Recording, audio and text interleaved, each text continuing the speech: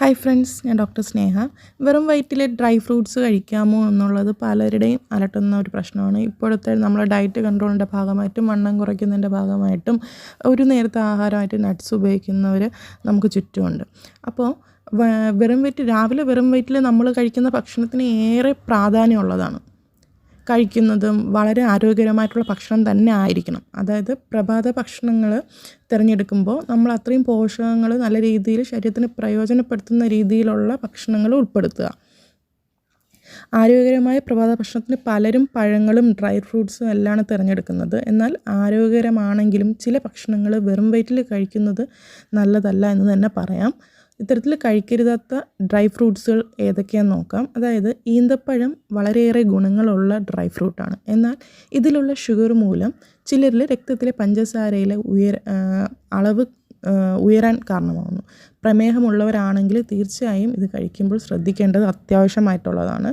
വെറും വയറ്റിൽ കഴിക്കാതിരിക്കുന്നതാണ് ഏറ്റവും നല്ലത്.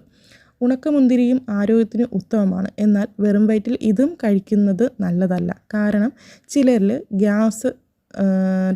ഗ്യാസ് ട്രബിളിന് കാരണമാകുന്നു. ഇതിലടങ്ങിയിരിക്കുന്ന ഫൈബറാണ് ഇതിൽ കാരണമാകുന്നത്. പെട്ടെന്നുള്ള ദഹനക്കുറവും ഒക്കെ കാരണം രാവിലെ കഴിക്കുമ്പോൾ തന്നെ പിന്നീട് കഴിക്കുന്ന ഫുഡും നമുക്കതൊരു പിടിക്കാത്തത് പോലെ വരാം. അതേപോലെ തന്നെ പ്രൂൺസ് ധാരാളം ആരോഗ്യ ഗുണങ്ങളുള്ള ഒരു ഡ്രൈ ഫ്രൂട്ടാണ്. എന്നാൽ ഇത് വെറും വയറ്റിൽ കഴിക്കുകയാണെങ്കിലും നേരത്തെ പറഞ്ഞ പോലെ ഗ്യാസ് ട്രബിളും വയറിനുള്ളൊരു ഡിസ്കംഫേർട്ടൊക്കെ വരാനുള്ള ചാൻസ് കൂടുതലാണ്. ഇതിലും ഫൈബർ തന്നെയാണ് പ്രശ്നമാക്കുന്നത്. വലിയ നമ്മൾ വില കൊടുത്ത് വാങ്ങി കഴിക്കുന്ന നല്ലൊരു ഡ്രൈ ഫ്രൂട്ടാണ് ആപ്രിക്കോട്ട്. പക്ഷേ വെറും വയറ്റിൽ ആപ്രിക്കോട്ട് കഴിക്കുന്നതും നേരത്തെ പറഞ്ഞ പോലെ ദഹന സംബന്ധമായിട്ടുള്ള പ്രശ്നങ്ങൾ വരുത്തും. ഇതെല്ലാം നമ്മൾ കഴിക്കുന്ന ആൾക്കാരുടെ ശരീരപ്രകൃതം അനുസരിച്ചിരിക്കും. കാരണം മിക്ക ആൾക്കാർക്കും ഗ്യാസിൻ്റെ പ്രശ്നങ്ങളൊക്കെ ഉള്ള ആൾക്കാരാണ്. ഓരോന്ന് കഴിക്കുമ്പോഴൊക്കെ ചിലർക്ക് അത് പിടിക്കാതെ വരും. അപ്പോൾ അവരൊക്കെ ഒരു ഡോക്ടറിൻ്റെ നിർദ്ദേശപ്രകാരം മാത്രം എന്തെങ്കിലും ഡയറ്റ് കൺട്രോൾ ചെയ്യുമ്പോഴൊക്കെ അത് പ്രത്യേകം അവരോട് ഡോക്ടറിനോട് ചോദിച്ച് എനിക്കത് കഴിക്കാമോ, ഇന്ന സമയത്തത് കഴിക്കാമോ എന്ന് ചോദിച്ചിട്ട് വേണം നമ്മൾ കഴിച്ചു തുടങ്ങാൻ വേണ്ടിയിട്ട്. പിന്നീടുള്ളത് പുളിപ്പുള്ള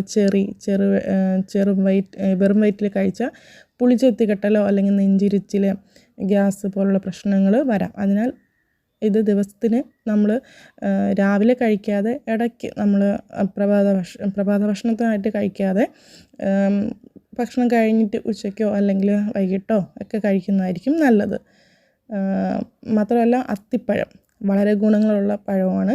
പൊതുവേ നമുക്കിപ്പോൾ വിപണിയിലൊക്കെ അത്യാവശ്യം കിട്ടുന്ന ഒരു ഡ്രൈ ഫ്രൂട്ടും കൂടെയാണ്. വെറും വയറ്റിൽ ഇത് കഴിക്കുന്നതും പലർക്കും ഇതുപോലെ ഗ്യാസ് ഡിസ്കംഫേർട്ട് വരാറുണ്ട്. ഇതും ഗ്യാസ് അനുബന്ധ പ്രശ്നങ്ങൾക്ക് കാരണമാകും. ഇവ വെറും വയറ്റിൽ കഴിക്കുമ്പോഴാണ് പ്രശ്നങ്ങളുണ്ടാകുന്നത്. ശരിയായ പ്രഭാത ഭക്ഷണത്തിന് ശേഷം കഴിക്കുന്നതാണ് ഗുണം ചെയ്യുന്നത്. അപ്പോൾ എല്ലാവർക്കും ഈ വീഡിയോ മനസ്സിലായെന്ന് കരുതുന്നു. കാരണം നമ്മൾ എന്ത് ഡയറ്റ് കൺട്രോളിൻ്റെ ഭാഗമായിട്ടോ അല്ലെങ്കിൽ നമ്മളുടെ ആഹാരത്തിൽ എന്തെങ്കിലും മാറ്റങ്ങൾ വരുത്തുന്നുണ്ട് എങ്കിൽ പോലും നമ്മൾ ഡോക്ടറിനെ കാണിച്ച് നമ്മളിതാണ് കഴിക്കാൻ പോകുന്നതെന്ന് പറഞ്ഞ് ഡോക്ടറിൻ്റെ നിർദ്ദേശപ്രകാരം മാത്രമേ എന്തും ഫോളോ ചെയ്യാവൂ. അപ്പോൾ എല്ലാവർക്കും വീഡിയോ മനസ്സിലായെന്ന് കരുതുന്നു. Thank you.